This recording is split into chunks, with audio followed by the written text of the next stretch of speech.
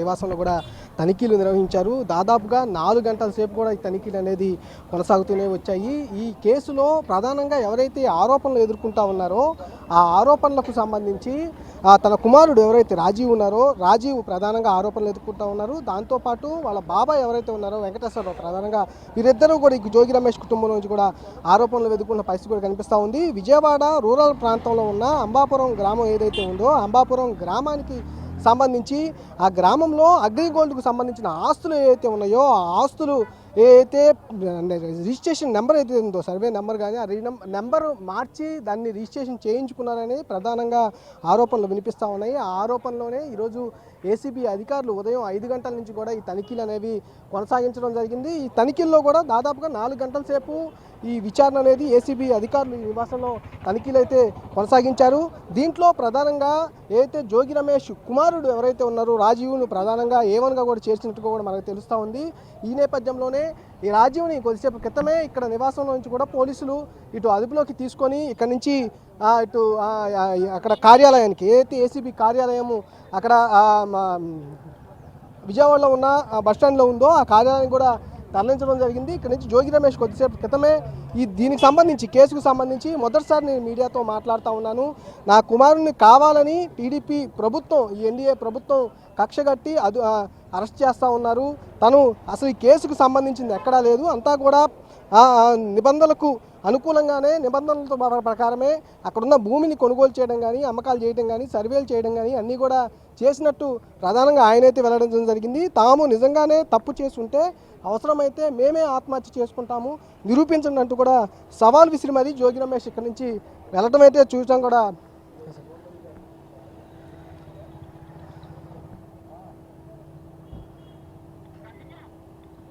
ఇది ప్రధానంగా చూసుకోవచ్చు. దీనికి సంబంధించి ఏదైతే జోగి రమేష్కి సంబంధించి ప్రధానంగా ఆయనైతే తమ ఆరోపణలు అనేది కొట్టిపారేస్తున్న పరిస్థితి కూడా కనిపిస్తూ ఉంది. తమ బాబాయ్ కానీ వెంకటేశ్వరరావు కానీ ఇటు తన కుమారుడు రాజీవ్ కానీ చాలా సంబంధించి నిబంధనలకు అనుకూలంగానే అక్కడున్న భూములు అనేది కొనుగోలు చేయడం జరిగింది తప్ప ఎక్కడా కూడా నిబంధనలకు విరుద్ధంగా కానీ అగ్రిగోల్డ్కు సంబంధించి అసలు అది అనేది భూములు అటాచ్మెంట్ అనేవి సిఐడి ఆధీనంలో ఉంటాయి. అలాంటి భూములు అసలు ఎందుకు కొనుగోలు చేస్తామో వాటిని ఎందుకు మేము రాయించుకునే పరిస్థితి చేస్తామంటూ కూడా తీవ్ర ఆరోపణలు తనకు సంబంధించిన ఈ కేసుకు సంబంధించి మొదటిసారి అయితే జోగి రమేష్ స్పందించిన పరిస్థితి కూడా కనిపిస్తూ ఉంది.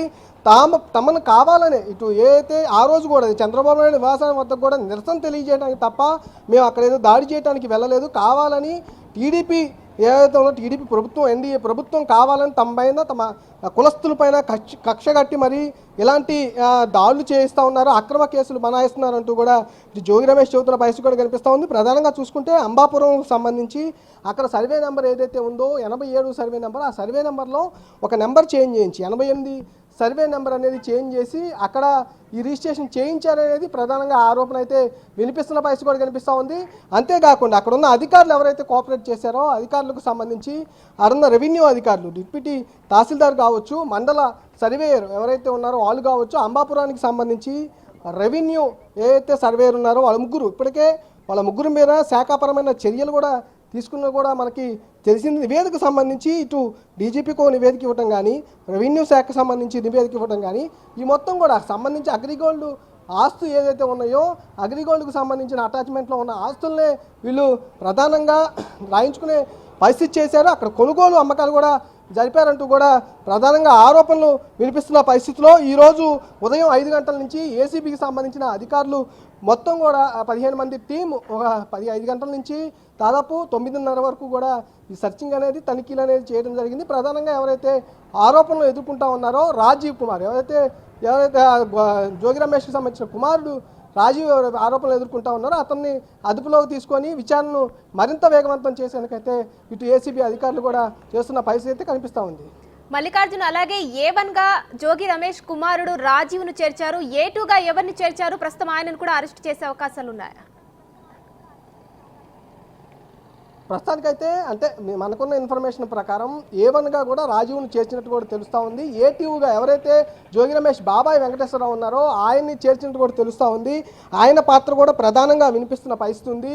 ముగ్గురు అధికారులు ఎవరైతే ఉన్నారో ఇటు రెవెన్యూ అధికారులు అంటే సర్వే చేసిన తర్వాతే రిజిస్ట్రేషన్ అనేది చేస్తారు కాబట్టి ఆ సర్వే అంతా చేసిన తర్వాత గ్రామానికి సంబంధించిన రెవెన్యూ సర్వేయర్ కానీ అలాగే మండలానికి సంబంధించిన సర్వేయర్ ఎవరైతే ఉంటారో మండల సర్వేయర్ వీళ్ళిద్దరితో పాటు అక్కడున్న లోకల్ డిప్యూటీ తహసీల్దార్ అంటే తహసీల్దార్కి సంబంధం లేకుండా డిప్యూటీ తహసీల్దార్ ఈ వ్యవహారంలో కీలకంగా వ్యవహరించారనే ఆరోపణలు కూడా ప్రధానంగా వినిపిస్తూ ఉన్నాయి. A1గా ఉన్న రాజీవ్ని ఇప్పుడు ప్రస్తుతం అదుపులో తీసుకున్న పరిస్థితి కూడా కనిపిస్తూ ఉంది. అట్లాగే A2గా ఎవరైతే అనుకుంటా ఉన్నారో జోగి రమేష్ బాబాయ్ వెంకటేశ్వరరావు అని ఉన్నారు ఆయన కూడా అదుపులో తీసుకునే అవకాశం కూడా ప్రధానంగా వినిపిస్తున్నట్టు కూడా తెలుస్తుంది. ప్రధానంగా ఈ కేసుకు సంబంధించి ఏదైతే అగ్రిగోల్డ్ ఆస్తులు రాయించుకొని అమ్మకాలు జరిపిన వీరిద్దరి పేర్ల మీదే ఎక్కువగా అమ్మకాలు జరిపారంటూ కూడా ప్రధానంగా వినిపిస్తూ ఉంది. వారిద్దరిని కూడా ప్రస్తుతానికి A1గా ఉన్న రాజీవ్ని అదుపులోకి తీసుకున్నారు. ఇప్పుడు A2గా ఉన్న వెంకటేశ్వరరావు కూడా అదుపులోకి తీసుకునే పరిస్థితి అయితే కనిపిస్తూ ఉంది. ప్రస్తుతానికి ఇక్కడైతే జోగి రమేష్ నివాసం వద్ద ఎవరైతే జోగి రమేష్ తర్వాత వాళ్ళ కుమారుడు ఉన్న నేపథ్యంలో కూడా జోగి రమేష్ కుమారుడిని అదుపులోకి తీసుకొని అక్కడికి కార్యాలయానికి అయితే తరలించడం జరిగింది. Right, thank you Mallikarjun.